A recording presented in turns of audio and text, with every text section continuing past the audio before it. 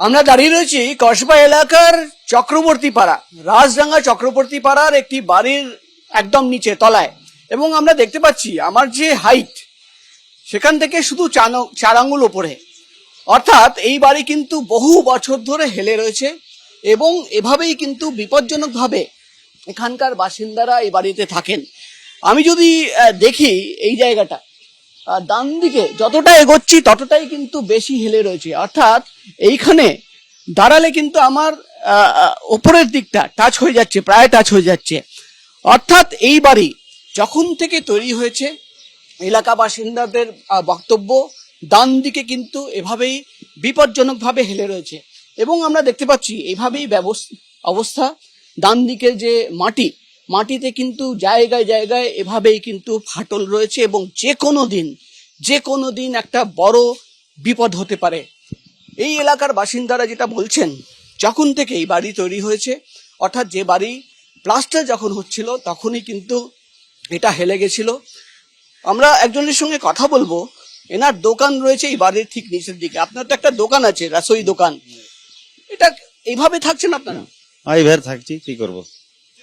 আপনি তো পাশের বাড়ি, এই বাড়ি যেভাবে হেলে রয়েছে আপনার বাড়ির দিকে, আমরা চ্যাপটা হয়ে যাবো চিড়ের মতন পড়ে গেলে। কোনোদিন কাউকে বলেননি প্রতিবাদ? কাকে বলবো? এ বাড়িটা সৃষ্টি থেকে হেলা, তারপরে মল হতে আরো বেশি হেলেছে।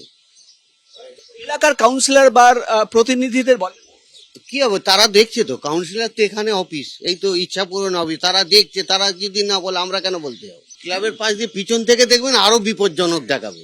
আমরা দেখতে পাচ্ছি এই বাড়ির নিচে কয়েকটা দোকান রয়েছে, এখানে দেখতে পাচ্ছি একটা দোকানও রয়েছে এবং এই দোকানে প্রতিদিন অনেকেই আসেন, খাওয়ার দোকান।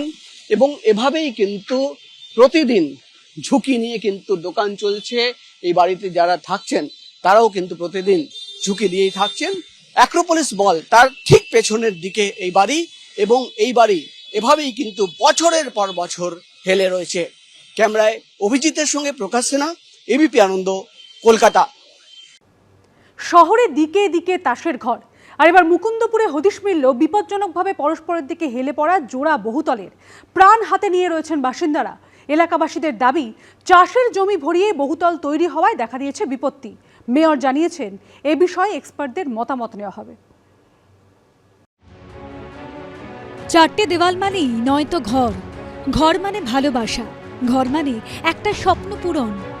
কিন্তু সেই স্বপ্ন পূরণের আনন্দের মাঝে যেন ছাদ ভেঙে পড়েছে মাথায়। হেলে পড়েছে শহরের একের পর এক বহুতল। সেই তালিকায় নতুন সংযোজন ছিটকালিকাপুরের হেদেরহাটের এই বহুতল। এই 109 নম্বর ওয়ার্ডের এই ছিটকালিকাপুর, সেখানে কিন্তু একেবারে যে 6 নম্বর হেদেরহাট, এই ছিটকালিকাপুরের এই যে বহুতল, সেই বহুতল দুটি কিন্তু একে অপরের সঙ্গে একেবারে লেগে গিয়েছে, তেমন চিত্রই দেখা যাচ্ছে। হেলে পড়া বহুতলের বাসিন্দাদের অভিযোগ, প্রমোটারকে বারবার বলা হলেও কথা কানে তুলছেন না। পুরসভা বলছে বেআইনি বাড়ি।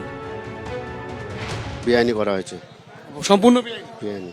আমাদের তাতে করার ক্ষমতা নেই, আমরা প্রমোটারকে দিয়েছিলাম, উনি ছাড়টা কম দিয়ে উপরে একটু হালকা বসে গেছে, ঠিক আছে। কর্পোরেশন থেকে সে লোক দেখে গেছে, ঠিক আছে। আমরা থাকতে পারেন, কিন্তু কিছু আমাদের না জানে কাজ করতে পারবেন না। একই ছবি দেখা গেল মুকুন্দপুর মিলন পার্কে। দাসপাড়া ব্রিজের কাছে হেলে পড়েছে দুটি বহুতল।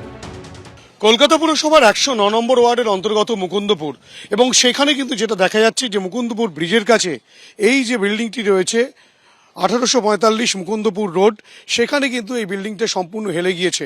3টি ব্লকে এই ফ্ল্যাটগুলি তৈরি হয়েছে এবং যেটা দেখা যাচ্ছে ব্লক এ এবং ব্লক বি দুটো কিন্তু দুদিকে ঝুঁকে পড়েছে। হেলে পড়া বাড়ির বাসিন্দারা কেউ কথা বলতে চাননি। প্রতিবেশীদের অভিযোগ, চাষের জমি ভরিয়ে নরম মাটিতে তৈরি হচ্ছে এই বহুতল।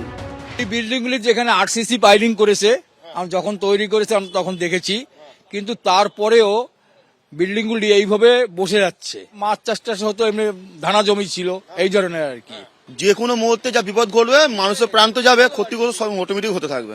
তো যে সমস্ত প্রমোটার এইভাবে বিল্ডিং করছে, সেই প্রমোটারকে আগে ওইখানে জিজ্ঞাসা করা উচিত, বিল্ডিং এইভাবে কেন তৈরি করছে। অলরেডি ক্র্যাক হয়ে গেছে, বিমগুলো যেভাবে হেলে গেছে, অলরেডি ক্র্যাক, মানে বিপদ হতেই পারে। পুরসভা এগুলো দেখা, যখন ভেঙে পড়ে তখন এগুলো দেখতে আসবে, কেন হলো, কি জন্য হলো, কি করে হলো, তখন এগুলো তার এর আগে দেখতে আসবে না।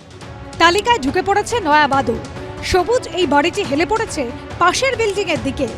তিনটি জায়গায় কলকাতা পুরসভার 109 নম্বর ওয়ার্ডের মধ্যে পড়ে। কাউন্সিলর তৃণমূলের অনন্যা বন্দ্যোপাধ্যায়।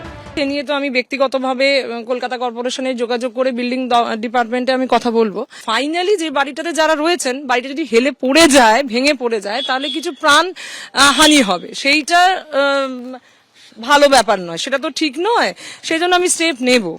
একের পর এক হেলে পড়া বাড়ি নিয়ে রাজ্যের শাসক দলকে তীব্র কটাক্ষ করছে বিরোধীরা। যে সরকারটাই হেলে গেছে তারা বাড়ি বাঁচাবে কি করে? যার চেয়ারই নড়ে গেছে তারা আবার বিল্ডিং এর কথা কি বলবে? বাড়ি একতরে পড়লে হবে না, সরকারটাকে ফেলতে হবে, তবে বাংলায় শান্তি আসবে, বাংলার যে উন্নয়ন সেটা আটকে আছে সেটা এগোবে। যার কথা বলছেন হাকিম, সে চোর একটা, সে তো হাকিম মানে বুঝে চোর একটা, সারা কলকাতা চুরি করছে, দিদিকে ভাগ দিচ্ছে, তাই বাড়ি হেলছে, সবই হেলবে আগামী দিনে, সরকারও হেলে যাবে আগামী দিনে। চোরদের ক্ষমতা বসিয়েছে, যে বসেছে চোর তার বিরুদ্ধে তদন্ত হোক, হাজার হাজার কোটি টাকা সে মালিক হয়েছে দিদির দয়াতে, তাই তো বাড়ি হেলে পড়ছে, শুধু নয় গোটা কলকাতার জলাভূমি সব দখল হয়ে গেছে। পুরমন্ত্রী জানিয়েছেন বিশেষজ্ঞদের পরামর্শ নিয়েই পরবর্তী পদক্ষেপ করা হবে। ভারতবর্ষে এরকম হেলে পড়া বাড়ি অনেক আছে এবং একটা পেটেন্ট সেই সংস্থা নিয়ে রেখেছে হেলে পড়া বাড়িকে ঠিক করার। তাদের সাথেও আমাদের যোগাযোগ হয়েছে, তারাও শিগগিরই কলকাতায় আসছে। এবং আমরা যেহেতু কলকাতায় সয়েল টেস্টের উপর বেশি জোর দিই, আগে এটা হতো না, সয়েল টেস্টটা এত ওপর জোর দেওয়া হতো না, তাই পুরনো দিনের অনেকগুলো বাড়ি এরকমভাবে হেলে পড়েছে। হেলে পড়া বহুতলের বাসিন্দারা চান বন্ধ হোক এই রাজনৈতিক তরজা, মাথার উপর ছাদটা হোক শক্তপোক্ত। হিন্দোলতে অর্ণব মুখোপাধ্যায় ও শিবাশিস মৌলিকের রিপোর্ট, এবিপি আনন্দ, কলকাতা।